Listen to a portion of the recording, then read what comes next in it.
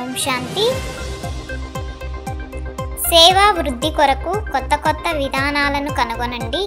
గ్రామాలకు వెళ్ళి సేవ చేయండి. సేవ చేయడానికి జ్ఞానం యొక్క పరాకాష్ఠ కావాలి.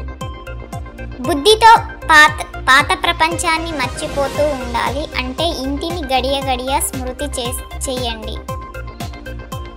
జగదంబ మందిరంలో పరిచయాన్ని ఇవ్వాలి. తద్వారా వారి బుద్ధి యోగము కూడా తండ్రితో జోడించబడుతుంది. ఇప్పుడిది కలియుగము. మరి ఎప్పుడైతే తపస్యలో కూర్చుంటారో అప్పుడే స్వర్గాధిపతిగా అవుతారు. మీరు ప్రతి ఒక్కరి పరిచయాన్ని ఇస్తారు, కానీ అందరి బుద్ధిలోనూ అంత త్వరగా ఏమీ కూర్చోదు. ఎప్పుడైతే సేవలో నిమగ్నం అవుతారో అప్పుడు బుద్ధిలో కూర్చుంటుంది. ఎంతగా ఒక్క తండ్రిని స్మృతి చేస్తారో అంతగా ధారణ జరుగుతుంది. ధారణ ఏకరసంగా జరగాలి అంటే కష్టపడాల్సి ఉంటుంది. ఎప్పటి వరకైతే పరిపక్వ అవస్థ తయారవ్వదో అప్పటి వరకు ఈ పాత ప్రపంచం పాత శరీరంలోనే ఉండాలి. ఇప్పుడు మీరు గృహస్థ వ్యవహారంలో ఉంటూ పవిత్రంగా అవ్వాలి. ఈ మృత్యులోకము నుండి లెక్కాచారాలు సమాప్తమవుతాయి. ఇంటిని గడియ స్మృతి చేయడం ద్వారా పాత ప్రపంచాన్ని మర్చిపోతూ ఉంటారు.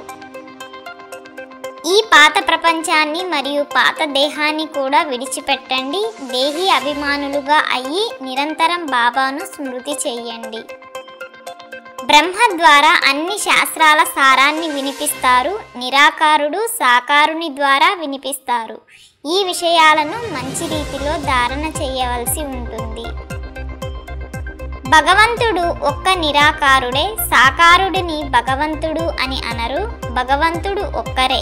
ఇందులో సేవకి సంబంధించి విచార సాగరమతనం ఎంతగానో జరగాలి. ఎవరిలోనైతే దేహాభిమానం ఉంటుందో వారేమి సేవ చేయగలరు? సేవ రుజువును ఇవ్వరు. సేవను ఒకవేళ పూర్తిగా చేయకపోతే పేరును అప్రతిష్ట పాలు చేస్తారు. యోగిలో చాలా శక్తి బాగుంటుంది.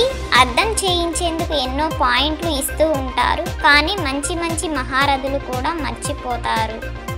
బాబా వద్ద జన్మ తీసుకుంటారు, మళ్ళీ ఇటువంటి తండ్రిని గడియ మర్చిపోతారు. ఎందుకంటే వీరు విచిత్రుడు. ఈ తండ్రికి చిత్రము లేదు.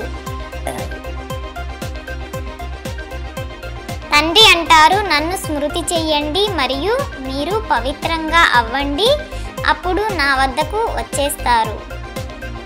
దేహాభిమానాన్ని వదిలి సేవ చెయ్యాలి. విచారసాగర మతనం చేసి అనంతమైన సేవకు రుజువు ఇవ్వాలి. ఈ మృత్యులోకం నుండి పాత లెక్కాచారాలన్నింటినీ సమాప్తం చేసుకోవాలి. పాత దేహము మరియు పాత ప్రపంచాన్ని బుద్ధిలో మర్చిపోతూ ఉండాలి. ఒక్కరి స్మృతి ద్వారా ఏకరస స్థితిని తయారు చేసుకునే ఉన్నత పదవి అధికారి భవ. ఒక్క తండ్రి ఒకే సంగమం సమయం ఉంది మరియు ఏకరస స్థితిలో ఉండాలి. అప్పుడు ఉన్నత పదవికి అధికారం లభిస్తుంది.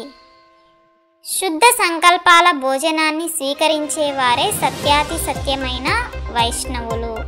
ఓం శాంతి. ఈ 21 పాయింట్లను 21 జన్మల కోసం ధారణ చేసి లైక్ చేసి షేర్ చేసి సబ్స్క్రైబ్ చేయండి.